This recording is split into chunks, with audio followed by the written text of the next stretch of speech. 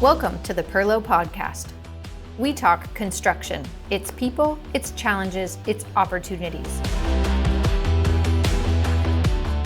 How do we use site logistics to our advantage to create efficiencies on our job sites?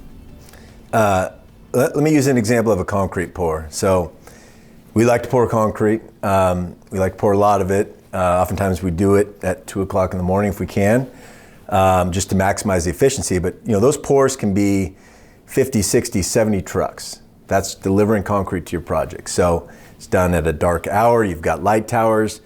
How are they getting in? Where's the pump truck being staged? Where's your concrete washout being located? But I mean, your goal is time is money. So you need them to come in, especially if they're round tripping, dumping, going back to the plant to get filled up, coming back to you. You need to get them in and off your site as quick as possible. So you have to be totally choreographed and clear.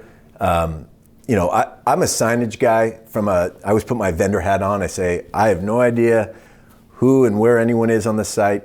I pull up, where's the trailer? Who am I talking to? Is there directional arrows that say park here, drive there, access here? So I try to beat that drum a lot too, because as Joe said, there's a lot of third-party people coming that they don't know anything and they don't care. They just got some goods to offload and who's got the forklift and where's it going. So, but it's all about efficiency and being proactive at the end of the day.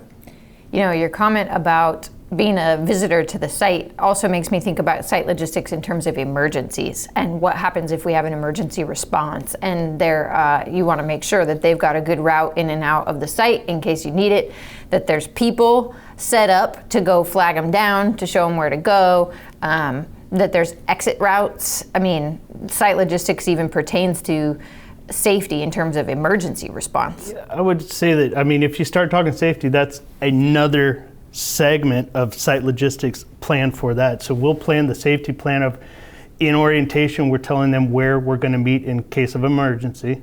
We have to plan all that stuff out, where the crews will go, how emergency vehicles will come in. So we'll have that planned out inside of our shack as well and hung on the side. If you really came to a job site and you tried to boil any item that we do on that job site, I believe it would actually have its own logistics to how it was planned out, right? But going back to the concrete pours, you brought up a good point. I mean, that site logistics plan, that day of the pour, that adapts throughout the day. So you're asking that concrete company, maybe you want 15-minute spacings between your truck because you're throwing down that much concrete.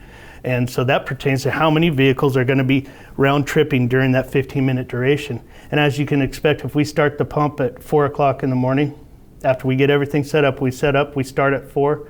The logistics of those trucks making 15-minute spaces changes on geographically, where are you? Are you close to the batch plant? Are you a long ways from the batch plant? Did traffic get harder by about rush hour once you got to about 7, 8 o'clock in the morning? Are those trucks having a harder time making that? So that whole day has a separate plan to it. So I would never pretend that everything that we learned about the logistics of that job stops at pre-con and everything lives off that one template. It's emerging throughout that whole entire job, task specific. Visit us online at perlo.biz. Subscribe to catch our future episodes and join us on LinkedIn, Facebook, Instagram, or YouTube to discuss all things construction. And finally, work hard, do what's right, and make it fun.